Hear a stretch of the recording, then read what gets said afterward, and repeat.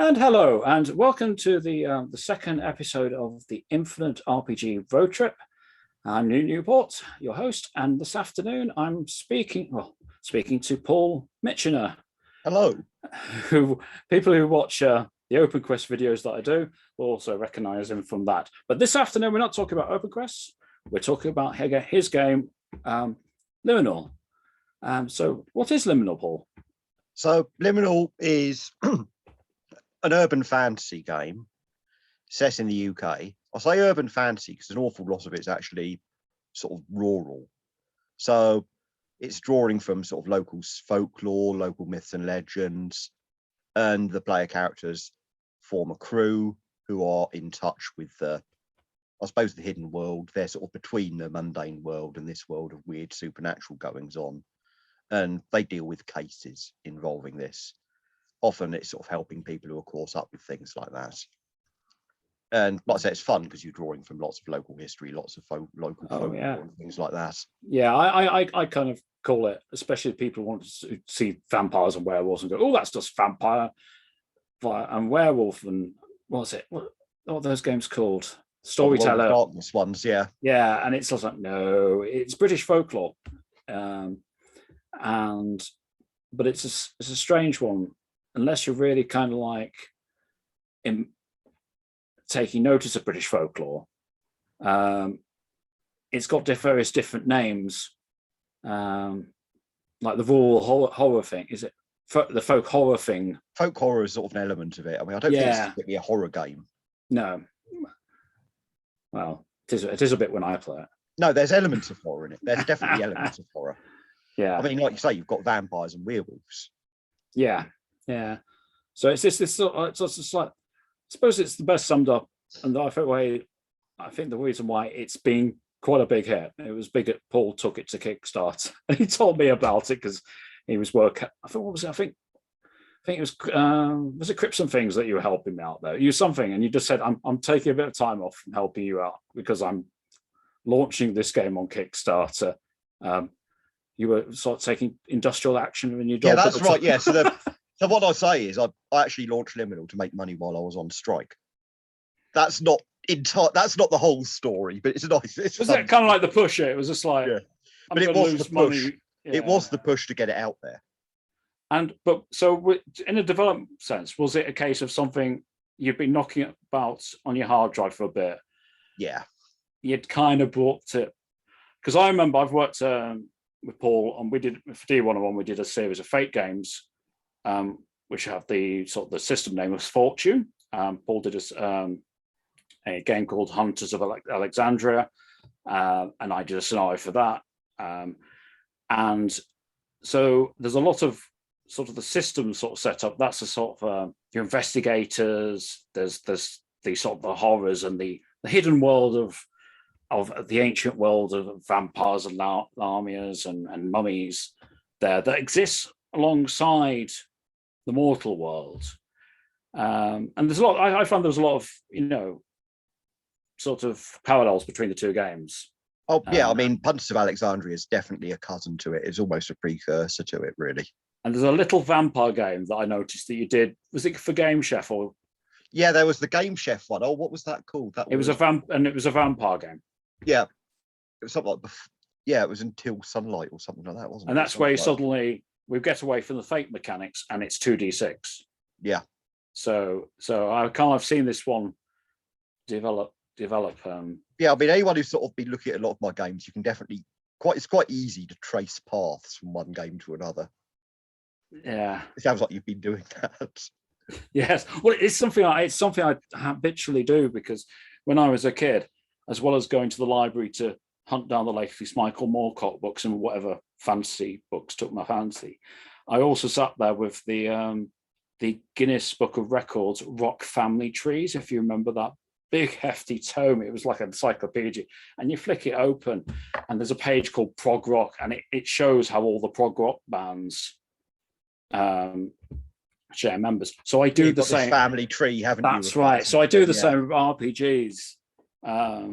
In the same way, I think, oh, right, well, there's Robin Laws, and he wrote Feng Shui, and Feng Shui influences this, and it's part of a sort of the 90s sorts of story games, things there, the World of Darkness is, and then Hero Quest and the Chaosium game. So I kind of habitually, and it's dead easy for you because I've done you a good 10 plus years. So. Yeah, and then on the other side, you've got things like Over the Edge, haven't you, coming in and things like that as sort of. Yeah, so it's interesting, and yeah, so it's something I kind of habitually do and make notes of, without even having to have any reference books there. So when you took it to Kickstarter, I'll put the link to the Kickstarter so folk who are unaware of the Kickstarter could go and have a look at it. Were you kind of a bit flabbergasted by the response? Yeah. Yes, absolutely. Because I think it was you who was encouraging me. I was saying, "Oh, I'll do a black and white tier, and then I'll go to colour." But you said, "No, look, you'll sample art's all colour. Just do colours straight away." And it's a case of, "Oh, really?" But okay, I'd have to ask for about sort of 3,500 to do that, and that it reached that in no time. And it was just making about 1,000 a day. It went crazy. Yeah, I think the reason being, I've tried to think it up, is that the supernatural games have a huge audience. I think so too. I think so. There's not really many that are set in Britain. Like zero. But then it's a case of, and I think that drew in a lot of people in the British audience were really doing that. And I mean, the other influence I think was having some really good art. That's definitely sort of like something I've learned, that you have to have good art, and good art is ridiculous. Like the first edition of Open Quest, I like the cover. So if you've seen the first edition of Open and you don't like the cover, sod you. I liked it. A mate of mine did it. It was nice. It was colourful, but it wasn't the best technically. But compared to, say, the second and the third editions, which are incredible covers. Well, that's it. I now pay for John Hodgson to do those covers, and he's got he knows what he's doing as far as the vibe of the game. So he kind of gets that in the, and then you've got something that's very professional and sucks people in, and then yes, and it is, because it is true. It people do judge books by their covers, and then they stay and they get enthusiastic if your internal art is good. Because absolutely, it's the initial hook, isn't it? Really. Well, there's books I've got where I've only had time, because I buy so many books. I'm a bit sort of like, oh, I'll have that, and oh, that sounds like a good idea. That I've only just skimmed them, and so the ones where all the graphic elements come together, not just the art, and in Liminal, it does. Yeah, they're absolutely there. Sort of the overall design. It's not just art, as it is page layout. It's sort of and it's got very simple page layout. Absolutely. And I was kind of like, well, what can you do with a typical US trade? That's a sort of like, I'm kicking myself because I've not actually got the book in front of me. Have you got a book that you could show? What were you talking about? This Liminal. Yeah, I'm trying this book. You know? Yes, I do. Yes, I do. Because I'm prepping again for Saturday still. Right, have we got it? Yeah, there we go. So here's. Well, I'll turn off the background. Turn off the background so you can see. Yeah, that's another problem. We're using backgrounds here. I'm using backgrounds to hide the rest of my office. Okay, here we go. 1, 2, 3. Yay! So there's back in the real world. Yeah. And again, let's take a couple of sample pages. So of course, there's quite a plain sort of set of pages. You know, that's the standard type of layout. But then there's, let's find a good example of. So here's sort of the start of a chapter heading there. Yeah. There's things like that. Actually, that's a section heading. And then there's also various tricks. So again, some of it's black and white, a lot of it's color. So there's tricks where it's things sort of blending into the background there and there. So there's a lot of clever bits, and I can say that because it was Jason Benker who came up with the best clever bits rather than me. And of course, there's sort of an example of a chapter heading. Yeah. Okay, that again, that's me saying, oh, it's not a horror game, but okay. It's also worth mentioning at this point that Paul has worked with Jason, with the artist, before on a Fate game that he co-wrote with a friend of ours called Graham Spain called Age of Arthur. Yes. And there's two lovely, really nicely illustrated books for that. That's the main rule book, and there's also an adventure, Time of the Wolves, available through Wordplay Games. So they're out there on drive-through. Yeah, they are.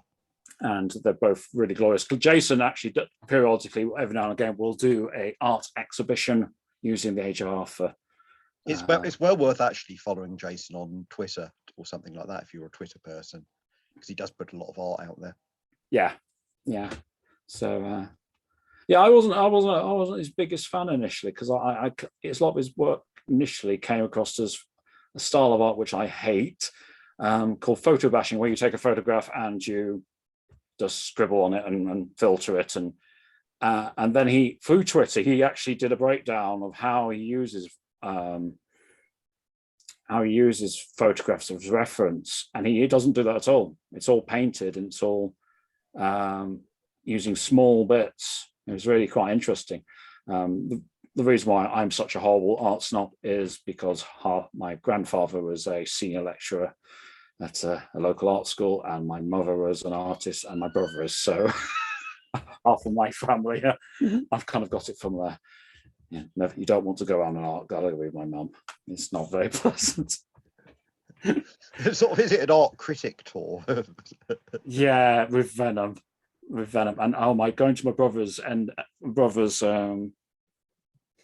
sort of end of degree exhibition. That was particularly hard. It reminds me of the worst thing I've seen in an art gallery. I think it was.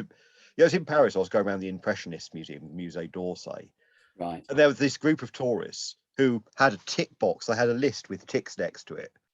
They were just looking up at a painting. Yep, seen that, tick. Move on to the next one. Yeah.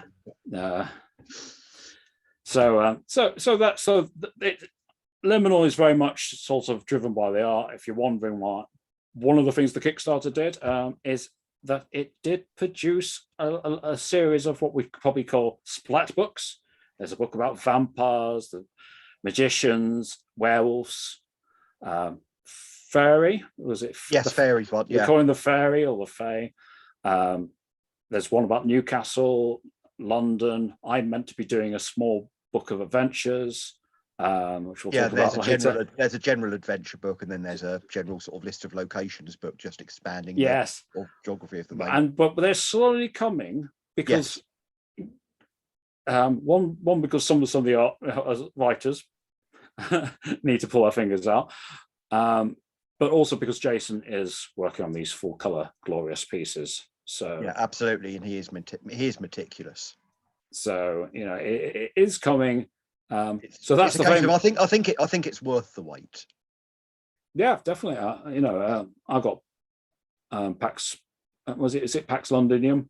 Yes, which is Neil Gowell's London book, and it's glorious. It's in many ways it's a sort of step on from the main core book, because obviously he's developing his style. There's the bits I've seen from the Werewolves books by Becky Aniston, which is coming out again really nice, and not defy your expectations about what werewolf art should be with them, which is cool.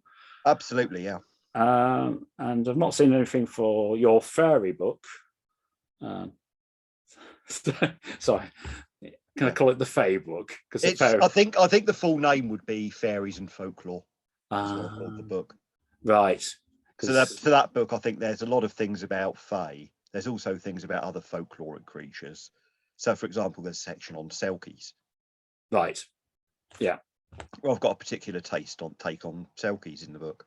Excellent. So it's not just because if I call it the fairy book, I just have a picture of you sitting on the end of your garden with little fairies on your shoulder, things like that. Maybe on my giant toadstool chair. But yeah, we were actually the other day we went to a local nature reserve here in Manchester, and it's right in the heart of Greater Manchester, where sort of the city just suddenly becomes a wilderness. and it's called Healy Dell. And I saw a sign as we were going past, and it's still in the urban bit, sort of one of the brown here is historical, interesting stuff, saying Healy Dell, visit the Healy Dell Fairies. So apparently there's some story there of fairies and the rest of it. So I'll have to look that up, make sure that whoever's, I think is it Richard August is doing the Manchester book, gets heads up on that. Oh, absolutely. But so I think that's the thing. So it's at the moment, we're at the stage where you've got the liminal book out. Can you tell us a bit about what's the system like? So the system is very simply, characters have a bunch of skills. When I say a bunch of skills, it's probably, I can't remember, it's about 12. I can't remember, it's 12, 16 skills in the game. And essentially you roll 2d6, add your skill, aim for a target number. That's it. I'll say that's it, but there's also a little bit where you've got a resource called Will, which you can spend to boost your results. Will also powers some of the magic. Mm. And so there's several traits which are doing special sort of things. I've been reading the trait list, and it's very much like I wouldn't go as far as maybe that sort of like sort of D&D feats of D20 era D&D, where sort of you got the basic sort of universal mechanic, but traits are like, oh, it gives you a bonus in this certain circumstances, or lets you do something different. Yeah, so, I think the inspiration there was probably fate style stunts. Yeah, stunts and extras. Yeah, because as I say, I know you've worked from Fortune, and Fortune has it's like here's the fate mechanic boiled down to a couple of pages, and then here's these very quick what are they called? Well, I think I called them extras. Extras, yeah. And just to kind of keep in with the fate sort of way of doing that, but it's very similar, and they seem to fall into two categories. Like I have things like let you do a new thing that you normally wouldn't be able to do once a session, or automatic success, which is a big one, and also give you a dice bonus to a particular action and particular skill use. Yeah, I mean, what I also try to do is make them quite flavoursome, which was sort of tying them back into the setting elements. So I think the first one listed there is something called Agent of Raven's Tower. Yeah. So, well, it struck me as a big. Because some of them are magical, they have that flavour. Yeah. And I love the way the magic systems work. That you sort of like you have a trait for the particular style of magic that you're doing. Where do we have necromancy? I forget whether there's necromancy. Certainly geomancy. There is necromancy, yeah, which lets you basically speak to ghosts effectively. And there's a sort of basic, here's the basic sort of what it does. And then everything else is the more advanced take on that particular area of magic. You spend extra points to get it on top of that. I like that, rather than the endless spell lists. Yeah, I wanted to really avoid the spell list. So the initial traits are quite broad, let you do a number of things. And actually, even the specialisms, a lot of those are quite broad. Yeah, no. As I say, it also let me avoid too much sort of bangy zappy magic.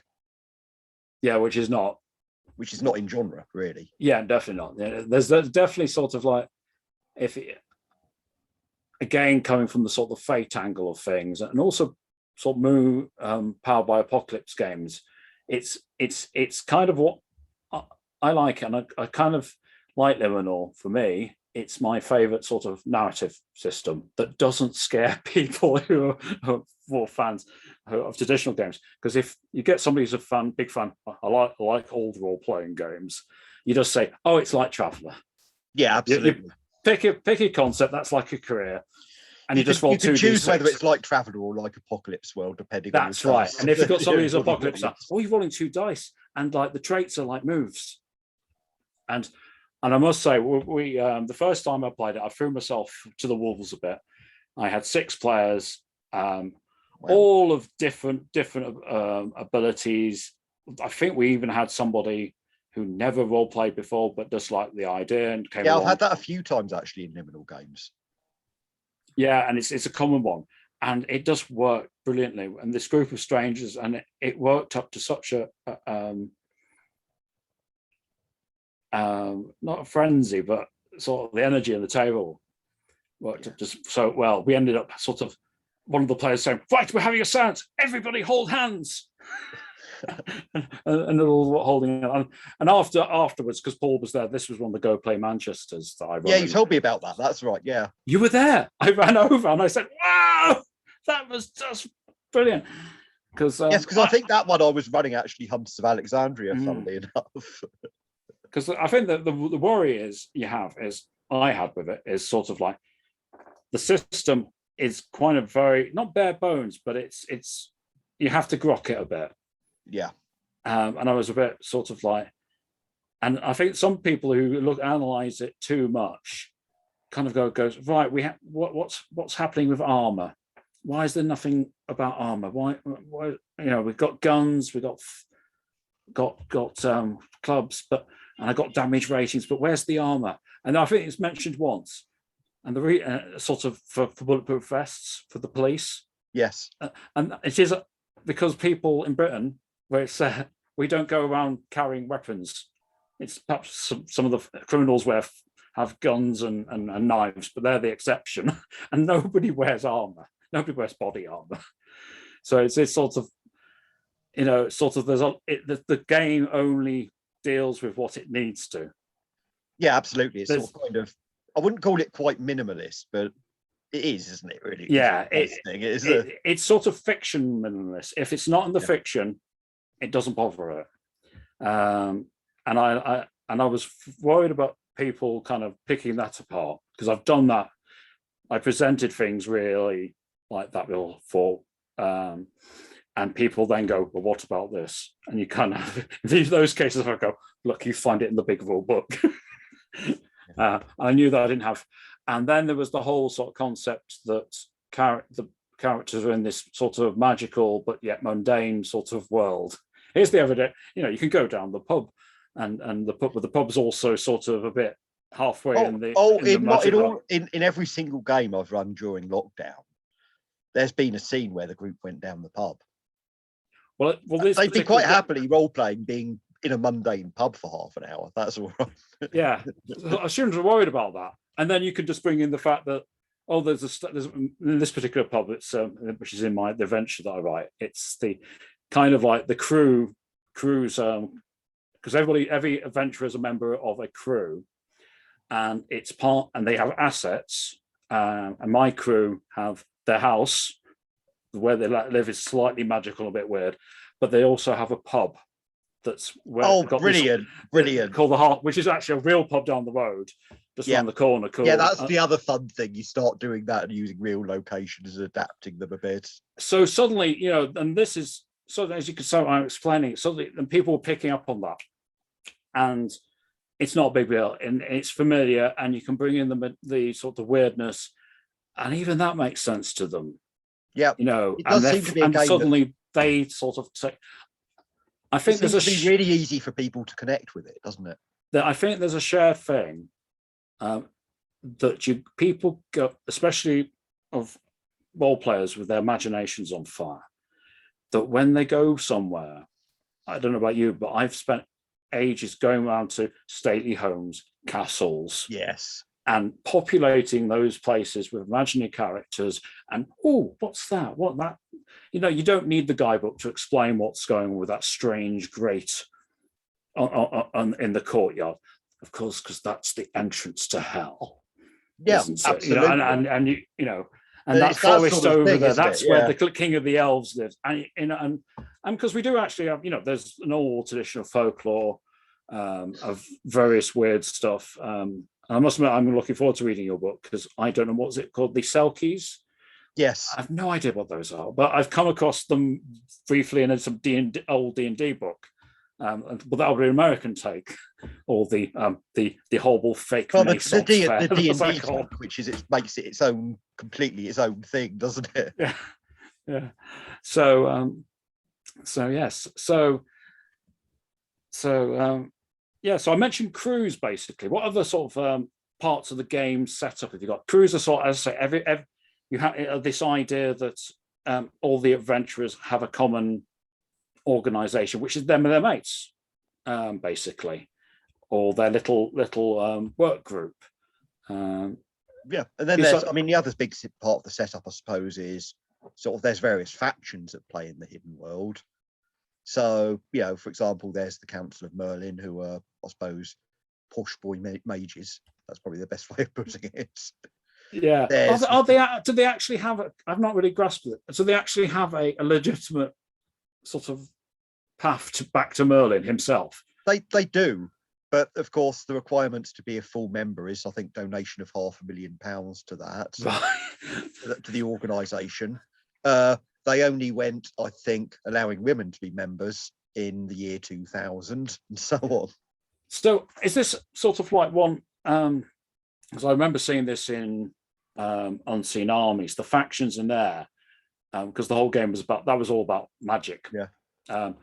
Are they, and there were ones in there that were really obvious, they were based upon real world magical organizations, but changed, you know, so that I haven't got anything that's particularly real world based. So it's all made up. It's all made up. It's kind of almost, I wouldn't say necessarily obviously made up, but that's, so I'll give you a couple of other examples. Yeah.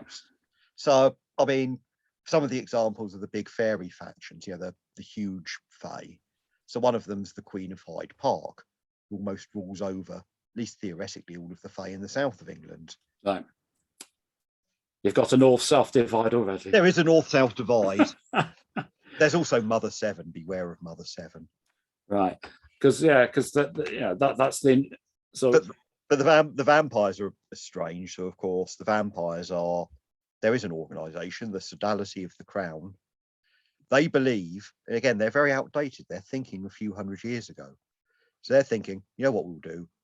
We'll take over the country by seizing the crown. That's their plot. Yeah. So, and then of course you've got relationships with factions. You know, these are friendly, these are enemies, and over time that can develop. Yeah. It's sort of a background element, really. It doesn't necessarily come to the forefront in each case. And yeah, which you just, that's another thing that you mentioned, just cases. Just let's there. The cases are very quick. So I've got almost quite specific guidelines for coming up with adventures in their case. And one thing I'd like to do is every so often, I mean, I like basically there's a bunch of case notes out there, which a case note is basically a funky word for an adventure. There's quite a few now. There's quite a few. I can't remember. There's about a dozen almost now. Yeah. So yeah, because I'm you're planning on doing something more extended, aren't you? Well, I'm just going to come this is sort of like, I'm just saying to Paul, this background picture. Let's get out of the way. Lean over. Right. I think that's it. So this is an image that sort of my local photographer took of there's an war memorial in my local park at the end of my road. It's Tandle Hill Road park, and it's a big country park, which means it's bordered on side by countryside, and it's quite countrified. It's not. And initially, when I first moved here, I thought it was some a park from a stately home. And it's not. It's a piece of land that was owned by the local country squire. We used to have a whole landed gentry who was a group of nobility who existed really up until the end of the First World War, because a lot of them died, or in the case of our local squire, Norris Bradbury, his son died. There's a big stone in Tandle Hill Park saying Norris Bradbury, Squire, gifted this whole park to the local people at the end of the Great War, and it's not 2018. It's 1918. It's 1990, because that's the way they saw the end of the World War One. It was the sort of a year later when everybody was home.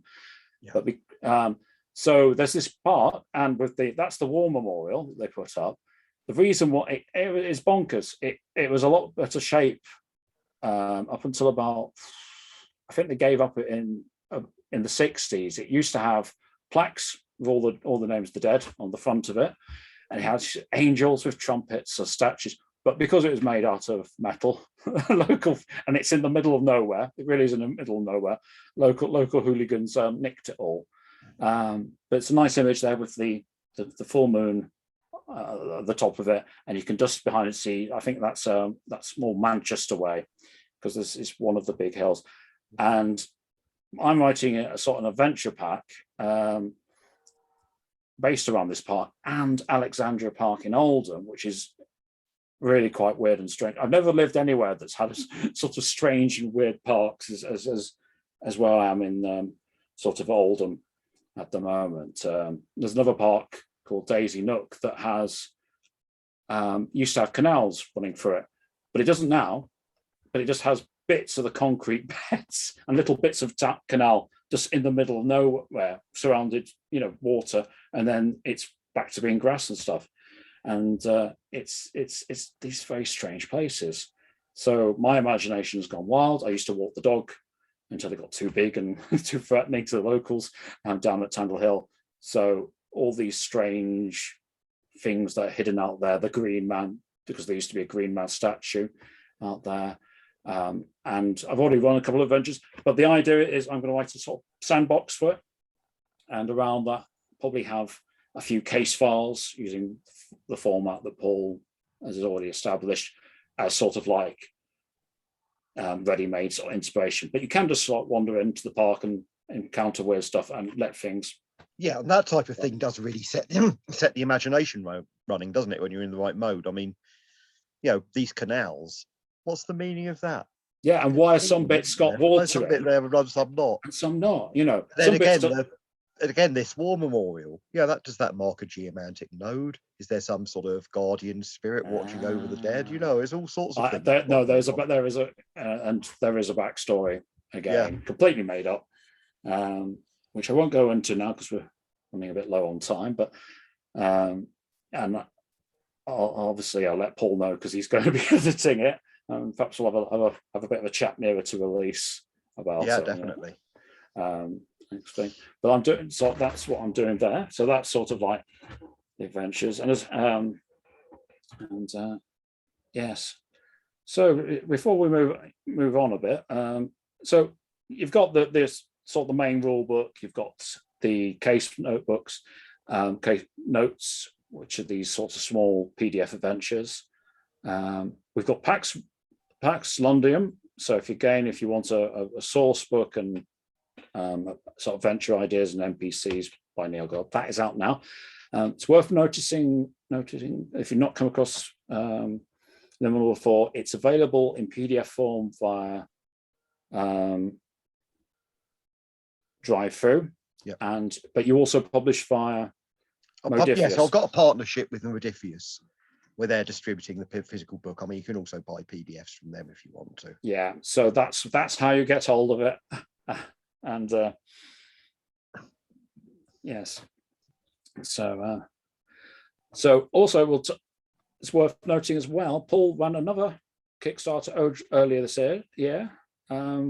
Yes, that was out of the ashes. Out of the ashes, and is that sort of like? Could I be crass enough to say that that's sort of liminal, but liminal fantasy, or is it just have a lot of? Yeah, that's essentially true. There are differences. The main ones being there's a different scope in the sense on what you're rolling 2d10 rather than 2d6.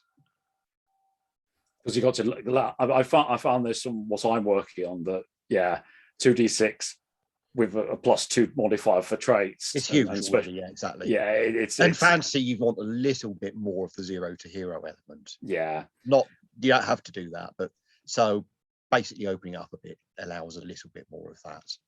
Yeah, and but that's sort of coming out when Paul. Have you got a release date? That should be out this year. Right, so the art's 50% done for that. Keep an eye out for that. Paul's doing the art, which you just mentioned, in partnership with John Hodgson of Handiwork Games. So that's out later this. So if you fancy a sort of a more fantasy take on that, And just sort of quickly to wound up, because I know Paul's. Yes, so tell me about, you've got plans, haven't you? I have plans, yes. Hear about your plans before we finish. Yeah, because I think this I as I say, when I played Liminal, I ran it, and it was such a big hit, and I was impressed by, as I say, the whole sort of like it's an easy to teach to beginners, and it's an easy sell to traditionalist role players, and it's an easy sell to people who are more into narrative games. I like both. My mate Evil Gaz has from the Smart Party has a wonderful term for these type of games, trindle, and it definitely sits in that area, doesn't it? Yeah. Kind of the best of both worlds, really. So I had a game that I had previously kind of published. It kind of was only available for about 3 months. If I don't like something and it doesn't really sell well, I kind of pull it back in. But this game was called Project Darklight. And it's space age cyberpunk mixed with ufology, and as I say, I put it out briefly. I scraped together the art, and it was a real sort of like, it was going to be a big thing, big release, and for various reasons my kind of enthusiasm died for it, but my publisher had kind of go on, put it out, and it got limited. And then I always thought I'd bring it back using a different system. I tried Fate, I tried stuff I'd read from scratch, and then I found Liminal is a perfect fit. But I'm kind of at the process now of, it has its own sort of character concepts. So gone are all the sort of vampires, then werewolves and investigators, and in our sort of familiar cyberpunk things like street samurai, investigative journalists, hackers, and all that. And also the traits are more cyberpunk traits, not only the sort of traits that allow you to do computer hacking, but also the cyberware itself. I'm taking the idea that cyberware equipment is a trait. Oh, of course it is. I mean, you're going to have to take months to get used to it, so it's innate to your character, right? That's the whole idea. Yeah. So at one level, it is a rules like cyberpunk thing. I love cyberpunk, but I find most of the games out there a bit much. I think where I get a bit turned off cyberpunk games is where you think, okay, is this 4-page list of different guns you can have? I'll say 4-page, I'm being quite modest there. You are just about to say. Is this 40-page list of different guns you can have? And that's fine, more power for you if that's what you want, but that's not me. Yeah. I've got a table for if you want to engage in taking a lift. I'm a big fan of Borderlands, the computer game, where you have billions of guns, but they're basically that's D&D with guns, isn't it? It's guns instead of pole But the way they do it is an obvious randomizer. Say, like, is this gun you've just picked up? Is it which type of gun is it based upon? Is it a pistol? Is it a rifle, shotgun? Then the various weapon manufacturers, the corporations, they have sort of different sort of feels and styles. Now you've got Jacobs, who are very traditional Wild West sort of bullet gun, pull the trigger fast. And then you've got various special things that each gun does. And it's an obvious randomizer. And I've got a random table that sort of works all that out for you. You roll 4 dice. And that's there if you want to have this sort of very strange, weird, every gun is different. And and deal with that. But that's 1 page. It's not 4 splat books. Yeah, absolutely. and also it allows you, it's one of the reasons for having it in space, even if you're just running a basic cyberpunk game, is that there's a systems questionnaire, a very quick thing that says, which is your home planet, what's it like, what's the political setup, what's the law and order. You answer these questions, and then you go around the table and everybody else creates weird planetary objects within the system, the abandoned space station, the strange, mysterious gas giant with an alien obelisk on it, and the such thing. So you define the setting together, and then you also say, right, what sort of level what type of cyberpunk are we playing. There's some questions there, and it can be just a basic sort of us versus the corporations, all the way up to this big metaphysical sort of it's all aliens' fault, the full fat ufology one, which I know sometimes I love that. I love it. Exopolitics.org, go visit, it's bonkers. I love all that stuff. But I know some people are like, well, my own players, when I played at home, I said, oh, we've played so much, we've had you against the corporation. There's been elements of the black science sort of hidden labs, departments. Now, are you okay with me taking it full alien, that there's aliens that, as part of, that they're getting the technology up, and the players just went, no, that's not fun. I don't think that's fun. No, I can't suspend my disbelief. Let's not go there. And we didn't. So that's all built into the book. So it's many things to many. And the other thing I'm doing, which is coming out quite soon, imminently, in a sort of pilot form, so is Slumberland. This yes. I'm doing with a artist called Paul Tomes, or Spook Show 77. Sorry. I'll put that off for a moment. Let's finish off. Yeah, very quickly. Paul's got a meeting he's going to. The very briefly, so Paul's been, the last year or so, has been publishing art, the sketches, to his Twitter feed, and some of them being very nice and very... he's really come on, hasn't he? He's really good. Yeah. So I kind of initially I got him to do. I went through his Twitter feed, just expecting to get a few filler pieces, skulls, nice bits of forest, elven forest type things to put in Open Quest as filler art to fill up the corners of the pages.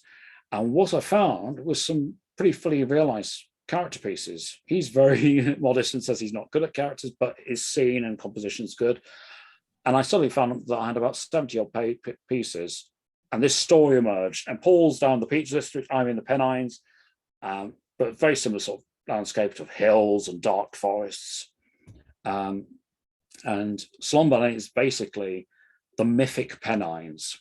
So it's a tale of what happens when a group of adventurers from the sort of cosmopolitan south, a sort of pseudo medieval thing, come up to the north, come up to Slumberland, and the Queen, by law, every 30 years, the monarch has to send a group of adventurers to help the poor people of Slumberland, the poor disadvantaged people of Slumberland, this land of magic, and deal with their problems and the giants that roam the dark forest and things like this.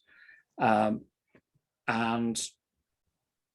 it's basically the story of how these adventurers gain the respect of the local town that they go to. It's called Slumberfield. And the reason why we're having a bit of a thing about the north bit called Slumberland is because it's magic. When you do magic, it makes you sleepy. And where you cross, there's lots of areas in Slumberland, in the hills, remote hills in the forest, where you can cross over to the lands of magic, and it's very dreamlike. So yeah, that one probably doesn't make too much sense until you see some of the artwork, but that's going to be the sort of the pilot, the hack of the rules. So this is where I was explaining to you earlier that the way I started with Reboot, which is my cyberpunk liminal game, is I did a hack first. So here's the new character concepts, here's the new traits, here's the new rules. There's rules for magic, and then I pulled this back and integrated it with the part of liminal that Paul very kindly provided with me, and you make a full game out of that, filling in and sort of play test it and massaging it and making it into a real thing. So that is possibly the way things are going. Probably start playtesting next year, and fully out. So that's a nice whimsical magical game with elements of horror that's coming out. I'll work on that. So that was us talking about Liminal. And so, anything else you'd like to say about the world of Liminal before we wrap things up? No, I mean, I think we've got it across, the idea that there's this hidden world overlaying sort of mundane reality, and it just somehow seems to be a concept that players have just grasped onto. Yeah, well, Yeah, in a really the nice thing is, way. as I say, what I was really surprised because as I say, there's the system doesn't do anything more than it needs to, and the